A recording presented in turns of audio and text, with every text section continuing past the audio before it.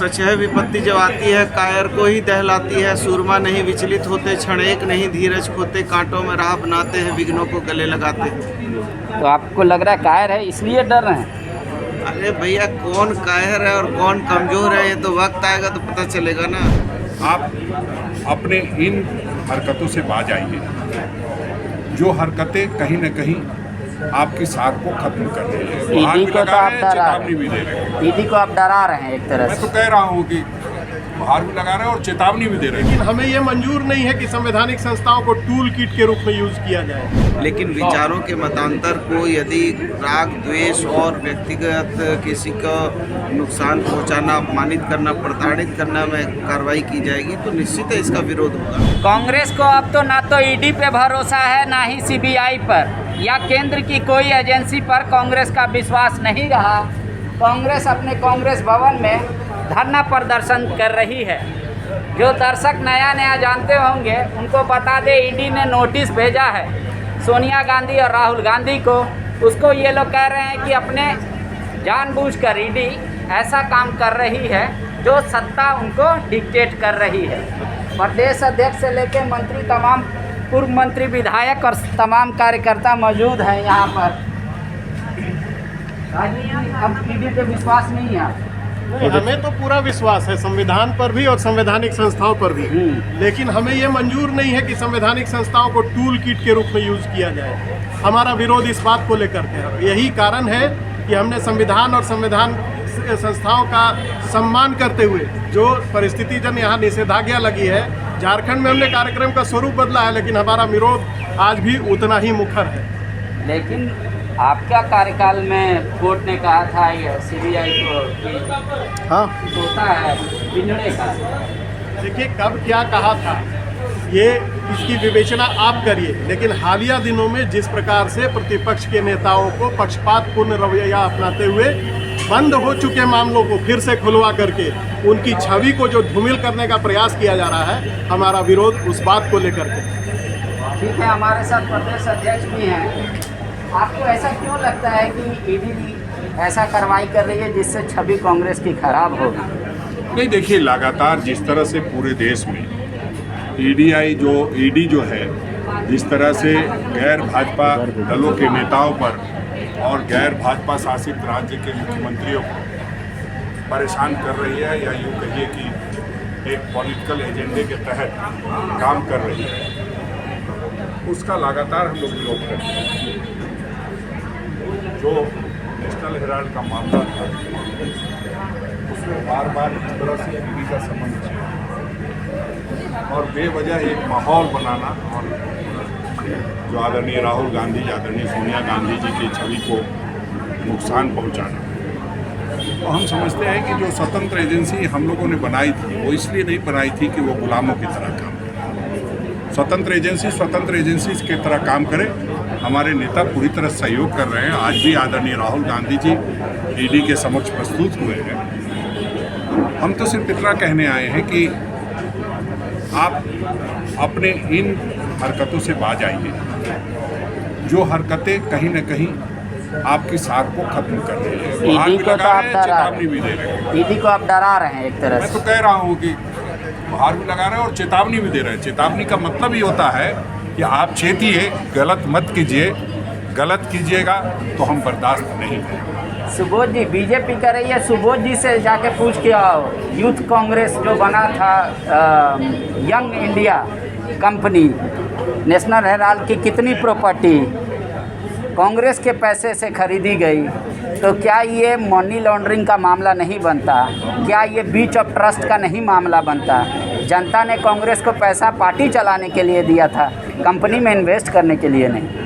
ये जो भी आपको सलाह दिए हैं ना, उनके पास खाता बढ़िया होगा और उस खाते को अगर आप उनके जो आका हैं उनका एक वो बयान याद कर लीजिए कि नरेंद्र मोदी ने कर्नाटक में जाके कहा था कि सोनिया गांधी और राहुल गांधी याद करके रखे, होश में रहें, बेल पे हैं, हम उनको जेल भी भेज दें। ये कार्यकलाप है उनका, जिनके आप नाम ले रहे हैं उनके लोगों का, गोया कि संविधानिक और जो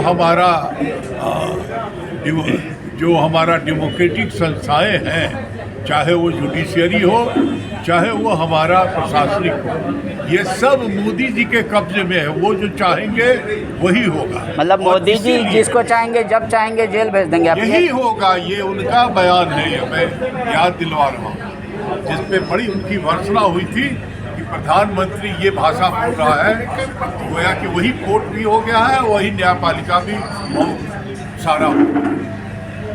ना डरे हैं ना डरेंगे, हम लड़े थे हम लड़ेंगे। यहाँ पे एक और मंत्री हैं राज्य के, ये भी लड़ रहे हैं। इनकी पूरी सरकार जिस तरीके से अभी उंगली उठा रहा विपक्ष, ईडी लगातार छापेमारी कर रही है इनके सरकार और सत्ता के करीबी लोगों का। वरना जी समस्या तो अनंत है, ईडी ही सिर्फ क्यों टारगेट में है? ईडी और इनकम टैक्स और सीबीआई की बात नहीं है। बात है कि जो लोकतांत्रिक व्यवस्था है, जो संवैधानिक संस्थाएं हैं, उनकी विश्वसनीयता तार-तार हो रही है। और जिस तरीके से देश एक अलग व्यवस्था में जा रहा है, उससे कहीं ना कहीं लोकतांत्रिक मूल्य कमज़ोर हो रहे हैं। लोकतंत्र में वैचारिक मतांतर होना स्वस्थ लोकतंत्र की पहचान है। लेकिन विचारों के मतांतर को यदि राग, द्वेष और व्यक्तिगत किसी का नुकसान पहुंचाना, अपमानित करना, प्रताड़ित करना में कार्रवाई की जाएगी तो निश्चित है इसका विरोध होगा। इसलिए ये केवल ईडी की बात नहीं है, बात है संवैधानिक संस्थाओं की, बात है हमारे देश के जितने संवैधानिक हमारी व्यवस्था की। लेकिन बीजेपी तो कह रही है कि मुख्यमंत्री का बयान ऐसे आ रहा है जैसे उनके करीबियों को दबोच लिया गया हो। उनको तो स्वागत करना चाहिए कि गंदगी साफ हो रही है रात से। वो कहते हैं हम गीदड़ भपकी से नहीं डरने वाले। और इसका मतलब मन में कुछ चोर है। सच है विपत्ति जब आती है कायर को ही दहलाती है। सूरमा नहीं विचलित होते, क्षण एक नहीं धीरज खोते, कांटों में राह बनाते हैं, विघ्नों को गले लगाते हैं। तो आपको लग रहा है कायर है इसलिए डर रहे हैं? अरे भैया, कौन कायर है और कौन कमज़ोर है ये तो वक्त आएगा तो पता चलेगा ना। इसलिए कोयल और कौआ जो है दूर से एक ही दिखता है, लेकिन जब कोयल बोलती है तो समझ में आता है कोयल बोल रही है और कौआ जो बोलता है कौआ बोलता है। इसलिए ये जनता का, जनता के लिए, जनता के द्वारा चुनी हुई सरकार है और पूरे कार्यकाल को पूरा करेगी, निर्बाध तरीके से पूरा करेगी। शुक्रिया। त्रिपाठी जी, आप भी मंत्री रहे हैं राज्य में, जो परिस्थिति उत्पन्न हुई है, कांग्रेस मुक्त भारत का सपना जो नारा लगा था बीजेपी की तरफ से, आप लोग उसमें रिगेन कर अपने आप के ऊपर दर्ज कर पा रहे हैं। लेकिन अब लग रहा है कि आपको केंद्रीय बजट से ज़्यादा डर हो गया है, इसलिए धरना देना पड़ रहा है। दो बातें मैं आपको बता दूं कि एक पॉलिटिकल पार्टी अपना प्रेरोगेटिव होता है कि अपने पैसे को पोस्टर छपवाने के लिए खर्च करती है कि अखबार चलवाने के लिए खर्च करती है। और ये जो कंपनी है, ये पंडित नेहरू के द्वारा बनाई हुई कंपनी है। आदरणीय राहुल जी, सोनिया जी, ये उसके उत्तराधिकारी के रूप में उस कंपनी में सदस्य हैं। और कांग्रेस पार्टी ने यदि उस अखबार को चलाने के लिए, अखबार को अपनी बात रखने के लिए यदि उसको पैसा दिया, इसमें गलत क्या? ईडी का रोल कहाँ है? ये ईडी 7 साल 8 साल के बाद आज जब चुनाव आने जा रहा है तो हमारे नेताओं की आवाज़ को बंद करना चाहती है, इसलिए उनको थाने बुला रही है। ईडी का तो तर्क दूसरा है। ईडी कह रही है कि 90 करोड़ का घाटा दिखा के इक्विटी और बुक में हेराफेरी की गई है।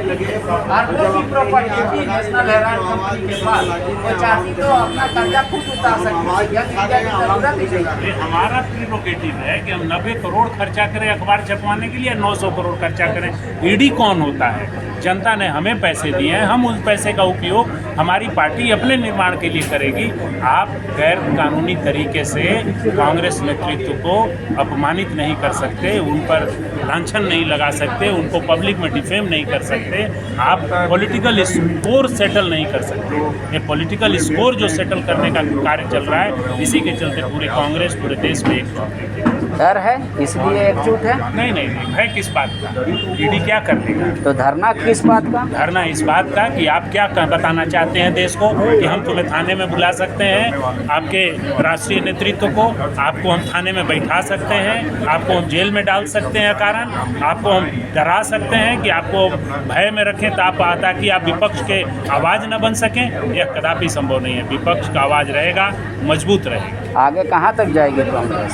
जहाँ तक ज़रूरत होगा, यदि जब तक अन्याय करते रहेगी केंद्रीय एजेंसियाँ, तब तक पूरी कांग्रेस पार्टी लड़ते हैं। शुक्रिया।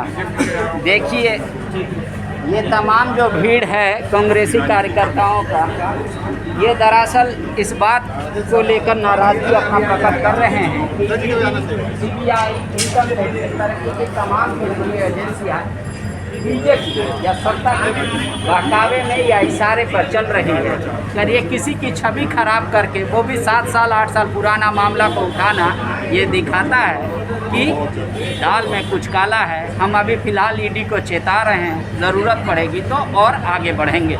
शुक्रिया।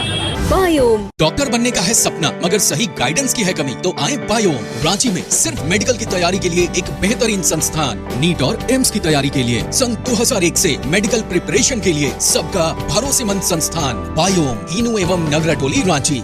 thefollowup.in. Like, share and subscribe. www.thefollowup.in